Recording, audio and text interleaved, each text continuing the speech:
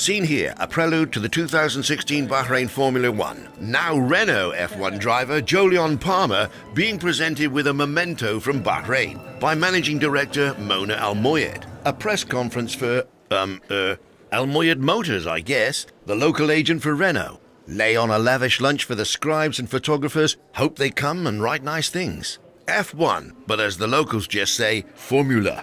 Well, they say Arabs invented numbers, but Formula Wahid doesn't quite cut it, does it?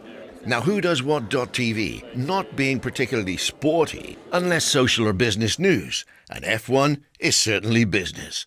History by the time you see this, but some piddly news for you. Due to concerns about his condition after his Australian accident, competitor Alfonso is out of Bahrain's 2016 race, but Jolyon Palmer is in a Renault, having flown the Lotus coupe and before that, Force India in Abu Dhabi.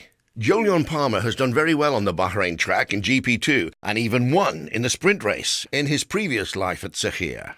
Like his teammate, he's changing teams as often as Donald Trump creates a stir, but this is his first time with Renault in the F1, and he's under no illusion, it seems. So before we go fly on the wall and listen to some of the more mundane and serious press Q&A, Who Does What.tv decided to go off track a bit and just relax the chat.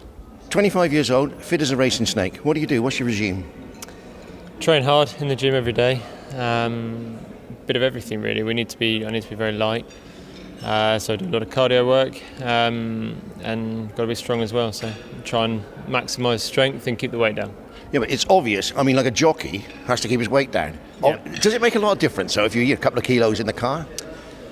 A couple of kilos makes enough difference. The thing is, everyone's so close on the grid that a small difference is putting you back a lot of places. So for us, the team spends a lot of hours, months, just trying to make the car go a little bit quicker. So if we're a bit heavy and we're overweight, then we're letting the whole team down.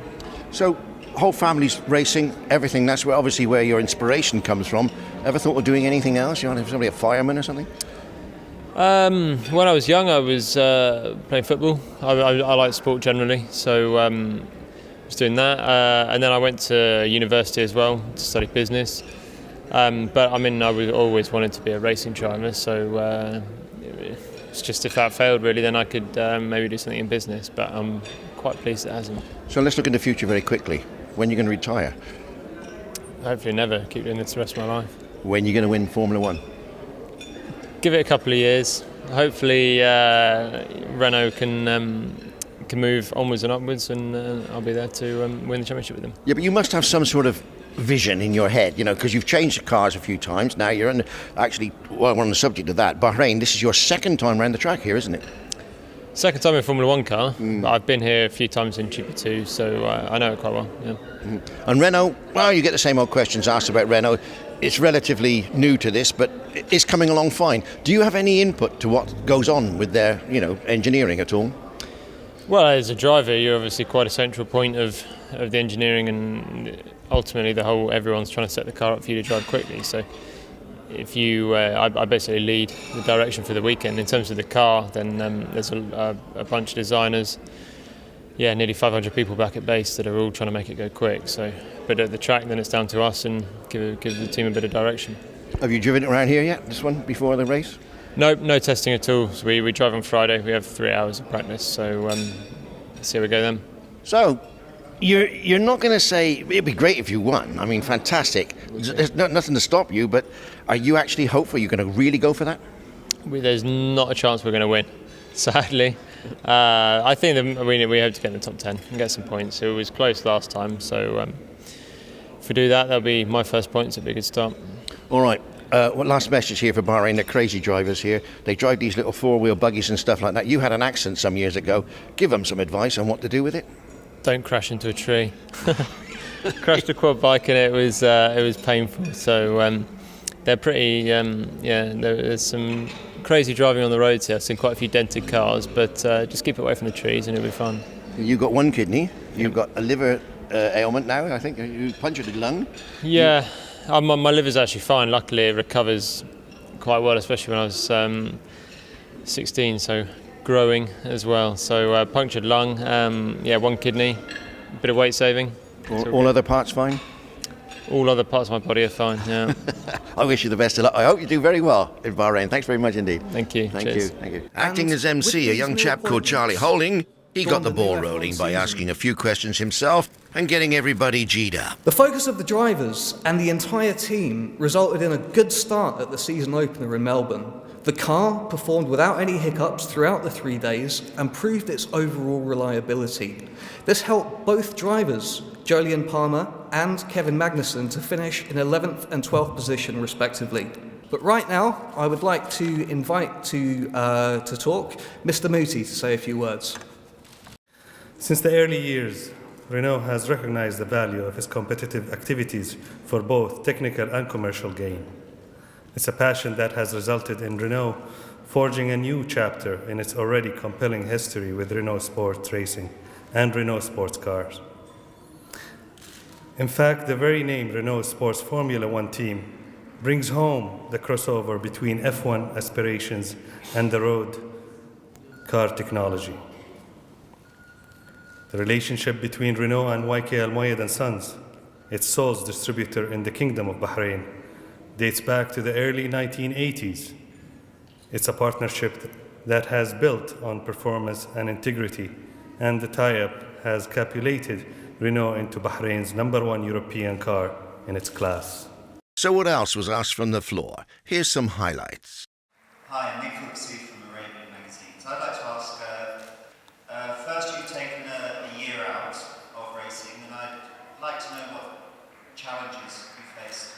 And secondly, I've had an opportunity to speak with Christian Horner. He was quite scathing about the Renault's performance.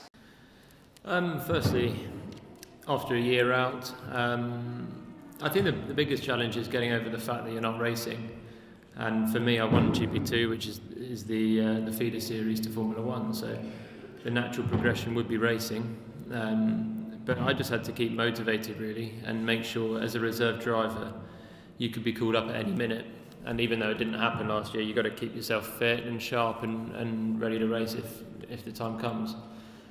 And the second question about Renault's engine performance, I think is having changed from Mercedes engines last year to Renault, it's quite clear that the Renault guys, the engine is not as good as Mercedes right now. I think everyone's aware of that. But the level of hard work and professionalism and dedication to everyone in Viry and Paris to try and improve that side is quite clear as well. So I think they've made big steps over the winter, and I think from my point of view, I was pleasantly surprised with the engine because I heard the same things from Red Bull as you last year. But I think there's steps forward, and there's going to be more of the same this year. What are your expectations from the Bahrain International Circuit? And is it hard track to race on? So I'm looking forward to it. Yeah, I'm looking forward to it, definitely. There's definitely more challenging tracks out there to drive, but to race it can be quite a challenge because the temperatures, as already been mentioned, but is hot, which makes life hard for the tyres. And there's a lot of places where you can overtake here, so it's more difficult for the strategy. And yeah, if you haven't got the pace and you manage to qualify higher, it's easier for someone to overtake you, or the other way around if you're in the good position. So there's a lot more that can happen in the race. In places like Monaco, you qualify, you do the start, and then the positions are a lot more settled. But here, anything can happen till the end. And so it went on and on. I actually asked Jolyon how he fancied NASCAR. In his words, that's crap, going round and round in circles. Well, without corners, I think he means. Totally fearless, obviously. I also asked him if he fancied the Isle of Man TT at 300 kilometres per hour on a motorbike. That would be an emphatic no. And something about the size of one's crown jewels. There you go. This is Greg Hopkins for Who Does What TV at the Golf Hotel. Well, needs no introduction.